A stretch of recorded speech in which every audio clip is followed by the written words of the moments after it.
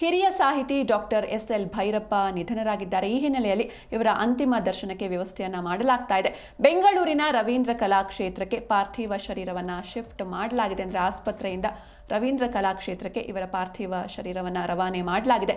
ಗಣ್ಯರು ಹಾಗೂ ಸಾರ್ವಜನಿಕರ ಅಂತಿಮ ದರ್ಶನಕ್ಕೆ ಸಕಲ ವ್ಯವಸ್ಥೆಯನ್ನ ಕೂಡ ಮಾಡಿಕೊಳ್ಳಲಾಗ್ತಾ ಇದೆ. ಮಧ್ಯಾಹ್ನದ ನಂತರ ಭೈರಪ್ಪನವರ ಪಾರ್ಥಿವ ಶರೀರವನ್ನ ಮೈಸೂರಿನೆಡೆಗೆ ಶಿಫ್ಟ್ ಮಾಡಲಾಗುತ್ತೆ. ಸಂಜೆ ಮೈಸೂರಿನ ಕಲಾಮಂದಿರದಲ್ಲಿ ಎಸ್.ಎಲ್. ಭೈರಪ್ಪನವರ ಅಂತಿಮ ದರ್ಶನಕ್ಕೆ ವ್ಯವಸ್ಥೆಯನ್ನು ಕೂಡ ಮಾಡಲಾಗಿದೆ. Doctor SL. ಭೈರಪ್ಪ ಹಿರಿಯ ಸಾಹಿತಿ ನಿನ್ನೆ ಇಹಲೋಕವನ್ನು ತ್ಯಜಿಸಿದ್ದಾರೆ. ಹೀಗಾಗಿ ಇವತ್ತು ಅಂತಿಮ ದರ್ಶನಕ್ಕೆ ಅಂದರೆ ಸಾರ್ವಜನಿಕರಿಗೆ ಅಂತಿಮ ದರ್ಶನಕ್ಕೆ ವ್ಯವಸ್ಥೆಯನ್ನು ಮಾಡಲಾಗ್ತಾ ಇದೆ. ಬೆಂಗಳೂರಿನ ರವೀಂದ್ರ ಕಲಾಕ್ಷೇತ್ರಕ್ಕೆ ಇವರ ಪಾರ್ಥಿವ ಶರೀರವನ್ನು ಆಸ್ಪತ್ರೆಯಿಂದ ಶಿಫ್ಟ್ ಮಾಡಲಾಗಿದೆ. ಗಣ್ಯರು ಸಾರ್ವಜನಿಕರ ಅಂತಿಮ ದರ್ಶನಕ್ಕೆ ಸಕಲ ವ್ಯವಸ್ಥೆಯನ್ನು ಕೂಡ ಮಾಡಿಕೊಳ್ಳಲಾಗ್ತಾ ಇದೆ. ಇನ್ನು ಮಧ್ಯಾಹ್ನದ ನಂತರ ಭೈರಪ್ಪನವರ ಪಾರ್ಥಿವ ಶರೀರವನ್ನು ಮೈಸೂರಿನೆಡೆಗೆ ರವಾನೆ ಮಾಡಲಾಗುತ್ತೆ. ಸಂಜೆ ಮೈಸೂರಿನ ಕಲಾಮಂದಿರದಲ್ಲಿ ಎಸ್.ಎಲ್. ಭೈರಪ್ಪನವರ ಅಂತಿಮ ದರ್ಶನವನ್ನು ಸಾರ್ವಜನಿಕರು ಪಡಿಬಹುದು. ಜೊತೆಗೆ ನಾಳೆ ಮೈಸೂರಿನಲ್ಲಿ ಇವರ ಒಂದು ಅಂತ್ಯಕ್ರಿಯೆ ನಡೆಯುತ್ತೆ. ಬ್ರಾಹ್ಮಣ ಸಂಪ್ರದಾಯದಂತೆ ಸಕಲ ವಿಧಿವಿಧಾನಗಳು ಕೂಡ ನೆರವೇರಲಿದೆ. ಮೈಸೂರಿನಲ್ಲಿ ಭೈರಪ್ಪನವರ ಅಂತ್ಯಕ್ರಿಯೆ ನಾಳೆ ನಡೆಯುತ್ತೆ. ಚಾಮುಂಡಿ ತಪ್ಪಲಿನ ಚಿತಾಗಾರದಲ್ಲಿ ಸಕಲ ಸರ್ಕಾರಿ ಗೌರವಗಳೊಂದಿಗೆ ಅಂತ್ಯಕ್ರಿಯೆ ನಡೆಯಲಿದೆ. ಸರಸ್ವತಿ ಪುತ್ರ ಎಸ್.ಎಲ್. ಭೈರಪ್ಪ ವಿಧಿವಶರಾಗಿದ್ದಾರೆ. ಇಂದು ಮಧ್ಯಾಹ್ನ ಪಾರ್ಥಿವ ಶರೀರವನ್ನು ಮೈಸೂರಿಗೆ ಶಿಫ್ಟ್ ಮಾಡಲಾಗುತ್ತೆ. ಅಲ್ಲಿವರೆಗೂ ಕೂಡ ಬೆಂಗಳೂರಿನಲ್ಲಿ ಸಾರ್ವಜನಿಕರ ದರ್ಶನಕ್ಕೆ ಇರಲಿದೆ. ಸರ್ಕಾರಿ ಗೌರವಗಳೊಂದಿಗೆ ನಾಳೆ ಅಂತ್ಯಕ್ರಿಯೆಗೆ ಸಿದ್ಧತೆಯನ್ನು ಕೂಡ ಮಾಡಿಕೊಳ್ಳಲಾಗ್ತಾ ಇದೆ. ಮೈಸೂರಿನಲ್ಲಿ ನಾಳೆ ಬ್ರಾಹ್ಮಣ ಸಂಪ್ರದಾಯದಂತೆ ವಿಧಿವಿಧಾನಗಳು ನೆರವೇರಲಿದೆ. ಚಾಮುಂಡಿ ಬೆಟ್ಟದ ತಪ್ಪಲಿನಲ್ಲಿ ಈ ಒಂದು ಅಂತ್ಯಕ್ರಿಯೆ ನಡೆಯುತ್ತೆ ನಾಳೆ. ಇವತ್ತು ಬೆಂಗಳೂರಿನ ರವೀಂದ್ರ ಕಲಾಕ್ಷೇತ್ರಕ್ಕೆ ಪಾರ್ಥಿವ ಶರೀರವನ್ನು ಶಿಫ್ಟ್ ಮಾಡಲಾಗ್ತಾ ಇದೆ. ಇನ್ನೇನು ಕೆಲವೇ ಕ್ಷಣಗಳಲ್ಲಿ ಸಾರ್ವಜನಿಕರು ಈ ಅಂತಿಮ ದರ್ಶನವನ್ನು ಪಡೆಯಬಹುದು. ಈ ಬಗ್ಗೆ ಹೆಚ್ಚಿನ ಮಾಹಿತಿಯನ್ನು ನೀಡ್ತಾರೆ ನಮ್ಮ ಪ್ರತಿನಿಧಿ ಭವ್ಯ ಸುನಿಲ್. ಭವ್ಯ, ಇನ್ನು ಹಿರಿಯ ಸಾಹಿತಿ ಡಾಕ್ಟರ್ ಎಸ್.ಎಲ್. ಭೈರಪ್ಪ ವಿಧಿವಶರಾಗಿದ್ದಾರೆ. ಹೀಗಾಗಿ ಇವತ್ತು ಬೆಂಗಳೂರಲ್ಲಿ ಅಂದರೆ ರವೀಂದ್ರ ಕಲಾಕ್ಷೇತ್ರದಲ್ಲಿ ಅಂತಿಮ ದರ್ಶನಕ್ಕೆ ಯಾವ ರೀತಿ ಸಿದ್ಧತೆಯನ್ನು ವ್ಯವಸ್ಥೆಯನ್ನು ಮಾಡಲಾಗಿದೆ ಅಂತ? ಸಿಂಚನ ಕರ್ನಾಟಕದಲ್ಲಿ ಮಾತ್ರವಲ್ಲ, ದೇಶದಲ್ಲೇ ತಮ್ಮದೇ ಆದಂತಹ ಛಾಪು ಮೂಡಿಸಿರುವಂತಹ ಎಸ್.ಎಲ್. ಭೈರಪ್ಪನವರು ನಮ್ಮನ್ನೆಲ್ಲ ಅಗಲಿರುವಂತದ್ದು. ಸೊ ಕನ್ನಡದ ಮೇರು ಸಾಹಿತಿ ಅಂತಾನೆ ಭೈರಪ್ಪ ಅವರು ಅಂದ್ರೆ 94ನೇ ವಯಸ್ಸಿನಲ್ಲಿ ಇಹಲೋಕ ನಿನ್ನೆ ತ್ಯಜಿಸಿದ್ದಾರೆ. ಸೊ ಹೀಗಾಗಿ ಇವತ್ತು ಕನ್ನಡ ಸರಸ್ವತಿ ಪುತ್ರನ ಅಂತಿಮ ದರ್ಶನಕ್ಕೆ ಬೆಂಗಳೂರಿನ ರವೀಂದ್ರ ಕಲಾಕ್ಷೇತ್ರದಲ್ಲಿ ಕೂಡ ಒಂದು ವ್ಯವಸ್ಥೆಯನ್ನ ಮಾಡಿಕೊಟ್ಟಿರುವಂತದ್ದು. ಸೊ ಇವತ್ತು ಅಂದ್ರೆ ಈಗಾಗಲೇ 8 ಗಂಟೆಗೆ ಹೇಳಿದ್ರು. ಸೊ 8:30 ಹಾಗೆ ಹಾಸ್ಪಿಟಲಿನಿಂದ ಡೈರೆಕ್ಟ್ ಆಗಿ ರವೀಂದ್ರ ಕಲಾಕ್ಷೇತ್ರಕ್ಕೆ ಪಾರ್ಥಿವ ಶರೀರವನ್ನ ಶಿಫ್ಟ್ ಮಾಡಲಾಗುತ್ತೆ. ತದನಂತರ ಸಾರ್ವಜನಿಕ ಅಂತಿಮ ದರ್ಶನಕ್ಕೆ ವ್ಯವಸ್ಥೆ ಕೂಡ ಮಾಡಲಾಗುತ್ತೆ. ಸೊ ಸಿಎಂ ಆಗಿರ್ಬೋದು, ಡಿಸಿಎಂ ಆಗಿರ್ಬೋದು, ಹಾಗೇನೆ ಬಿಜೆಪಿ ಸೇರಿದಂತೆ ಬಹುತೇಕ ರಾಜಕಾರಣಿಗಳು ಕೂಡ ಬಂದು ಅಂತಿಮ ದರ್ಶನ ಪಡೆಯುವ ಎಲ್ಲಾ ಸಾಧ್ಯತೆ ಇರುವಂತದ್ದು.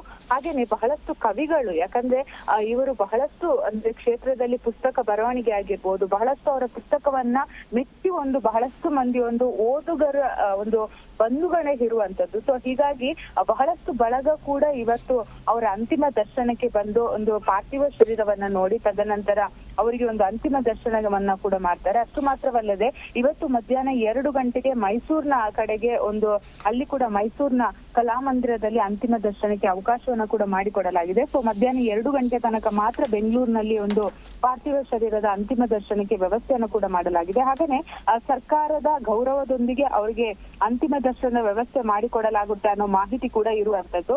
ಸೊ ಸದ್ಯ ಕನ್ನಡ ಸಾಹಿತ್ಯ ಲೋಕವನ್ನ ಬೆಳಗಿದಂತಹ ಡಾಕ್ಟರ್ ಎಸ್.ಎಲ್. ಭೈರಪ್ಪ ಅವರು ನಿಧನರಾಗಿದ್ದಾರೆ. ಸೊ ಹೀಗಾಗಿ ಸಾಹಿತ್ಯ ಲೋಕದ ಮಾಣಿಕ್ಯ ಹಾಗೇನೆ ಕನ್ನಡದ ಸರಸ್ವತಿ ಪುತ್ರ ಭೈರಪ್ಪ ಅವರು ಕಣ್ಮರೆಯಾಗಿದ್ದಕ್ಕೆ ಬಹಳಷ್ಟು ಜನ ಕಂಬನಿಯನ್ನೇ ಮಿಡಿತಾ ಇದ್ದಾರೆ ಅಂತ ಹೇಳ್ಬೋದು. ಕರ್ನಾಟಕದಲ್ಲಿ ಮಾತ್ರವಲ್ಲ, ರಾಷ್ಟ್ರ ಮಟ್ಟದಲ್ಲಿ ಕೂಡ ಇವರೊಂದು ಹೆಸರುವಾಸಿಯಾಗಿದ್ರು. ಸೊ ಹೀಗಾಗಿ ನಾಳೆ ಅವರ ಅಂದ್ರೆ ಅಂತಿಮ ದರ್ಶನದ ವ್ಯವಸ್ಥೆಯನ್ನ ನಾಳೆ ಅಂದ್ರೆ ಶುಕ್ರವಾರ ಅಂದ್ರೆ ಚಾಮುಂಡಿ ಬೆಟ್ಟದ ತಪ್ಪಲಿನಲ್ಲಿ ಅವರ ಎಸ್.ಎಲ್. ಭೈರಪ್ಪ ಅವರ ಅಂತ್ಯಕ್ರಿಯೆಯನ್ನ ನಡೆಸಲಾಗುತ್ತೆ ಅನ್ನೋದು ಕೂಡ ಈಗ ಅವರ ಕುಟುಂಬಸ್ಥರ ಮಾಹಿತಿ ಆಗಿರುವಂತದ್ದು. ಸದ್ಯ ಈಗಾಗಲೇ ಪಾರ್ಥಿವ ಶರೀರವನ್ನ ಹಾಸ್ಪಿಟಲ್ ಅಲ್ಲಿ ಕೋಲ್ಡ್ ಸ್ಟೋರೇಜ್ ನಲ್ಲಿ ಇಡಲಾಗಿದ್ದು, ಸೊ ಇವತ್ತು ಕುಟುಂಬಸ್ಥರೊಂದಿಗೆ ನೇರವಾಗಿ ಆಂಬುಲೆನ್ಸ್ ನಲ್ಲಿ ರವೀಂದ್ರ ಕಲಾಕ್ಷೇತ್ರಕ್ಕೆ ಬಂದು ಈಗಾಗಲೇ ರವೀಂದ್ರ ಕಲಾಕ್ಷೇತ್ರದಲ್ಲಿ ಎಲ್ಲಾ ರೀತಿಯ ತಯಾರಿಯನ್ನ ಕೂಡ ಮಾಡಿರುವಂತದ್ದು. ಸೆಂಟ್ರಲ್ ಪೊಲೀಸರು ಕೂಡ ಬ್ಯಾರಿಕೇಡ್ ಗಳನ್ನ ಹಾಕಿ, ಯಾಕಂದ್ರೆ ಬಹಳಷ್ಟು ಮಂದಿ ಗಣ್ಯಾತಿ ಗಣ್ಯರು ಬರುವ ಕಾರಣಕ್ಕಾಗಿ ಯಾವುದೇ ಕಾರಣಕ್ಕೂ ಯಾರಿಗೂ ಕೂಡ ತೊಂದರೆ ಆಗ್ಬಾರ್ದು ಅನ್ನೋ ನಿಟ್ಟಿನಲ್ಲಿ, ಯಾಕಂದ್ರೆ ಅವರ ಅಂತಿಮ ದರ್ಶನದ ವೇಳೆ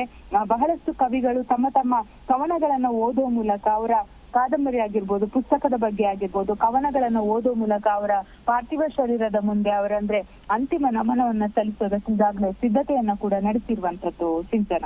ಭವ್ಯ, ಇನ್ನು ನಿನ್ನೆ ಕೂಡ ಆಸ್ಪತ್ರೆಗೆ ಸಾಕಷ್ಟು ಗಣ್ಯರು ಭೇಟಿಯನ್ನ ನೀಡಿದ್ರು. ಯಾರೆಲ್ಲ ಭೇಟಿ ನೀಡಿದ್ರು, ಏನ್ ಹೇಳಿದ್ರು ಅಂತ ನಿನ್ನೆ?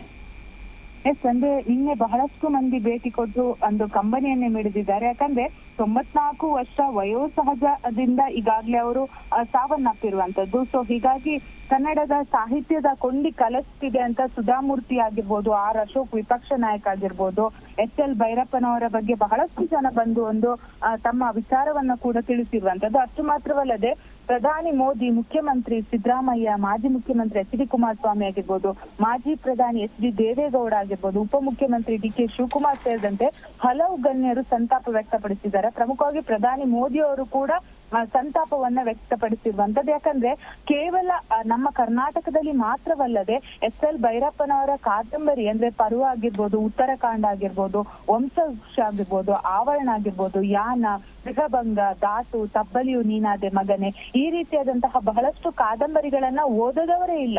ಯಾಕಂದ್ರೆ ಪ್ರತಿಯೊಬ್ರು ಕೂಡ ಪುಸ್ತಕಗಳನ್ನ ಇತ್ತೀಚಿನ ದಿನಗಳಲ್ಲಿ ಬಹಳಷ್ಟು ಪ್ರೇಮಿಗಳಾಗಿ ಓದುವವರು ಈ ಕಾದಂಬರಿಯನ್ನ ಓದಿ ಬಹಳಷ್ಟು ವಿಚಾರಗಳನ್ನ ಕೂಡ ತಿಳ್ಕೊಂಡಿರೋರಿರುವಂತದ್ದು. ಸೊ ಹೀಗಾಗಿ ಬಹಳಷ್ಟು ಜನ ಇವರನ್ನ ಕಂಬನಿ ಮಿಡಿಯೋ ಮೂಲಕ ಒಂದು ಸ್ಮರಣೆಯನ್ನ ಕೂಡ ಮಾಡಿರುವಂತದ್ದು. ಅಷ್ಟು ಮಾತ್ರವಲ್ಲದೆ ಅದು 94ನೇ ವಯಸ್ಸಿನಲ್ಲಿ ಇಹಲೋಕ ತ್ಯಜಿಸಿದ್ದಾರೆ. ಸೊ ಹೀಗಾಗಿ ಭಾರತ ಕಂಡ ಪ್ರಸಿದ್ಧ ಕಾದಂಬರಿಕಾರರನ್ನ ನಾವೆಲ್ಲರೂ ಕೂಡ ಕಳೆದುಕೊಳ್ತಾ ಇದ್ವಿ. ಸೊ ಹೀಗಾಗಿ ಬಹಳಷ್ಟು ಜನ ಕಂಬನಿಯನ್ನ ಕೂಡ ಮಿಡಿತಾ ಇದ್ದಾರೆ. ಸೊ ಇವತ್ತು ಕೂಡ ಪ್ರಮುಖವಾಗಿ ಕನ್ನಡ ಸಾಹಿತ್ಯ ಲೋಕದ ಗಣ್ಯಾತಿ ಗಣ್ಯರು ಹಾಗೇನೆ ರಾಜಕಾರಣಿಗಳು, ಅಂತಾರಾಷ್ಟ್ರೀಯ ಮಟ್ಟದಲ್ಲಿ ಕನ್ನಡ ಸಾಹಿತ್ಯಕ್ಕೆ ಗೌರವ ತಂದಂತಹ ಕೆಲ ವ್ಯಕ್ತಿಗಳು ಕೂಡ ಇವತ್ತು ಬಂದು ಅವರ ಅಂತಿಮ ದರ್ಶನವನ್ನ ಕೂಡ ಪಡಿತಾರೆ. ಪ್ರಮುಖವಾಗಿ CM ಸಿದ್ದರಾಮಯ್ಯ ಹಾಗೇನೆ DCM DK ಶಿವಕುಮಾರ್ ಆಗಿರ್ಬೋದು, ಹಾಗೇನೆ ಬಿಜೆಪಿಯ ಘಟಾನುಘಟಿ ನಾಯಕರುಗಳು ಕೂಡ ಬಂದು ಅಂತಿಮ ದರ್ಶನ ವ್ಯವಸ್ಥೆಯನ್ನ ಕೂಡ ಪಡೆಯುವ ಎಲ್ಲ ಸಾಧ್ಯತೆ ಇರುವಂತದ್ದು ಸಿಂಚನ.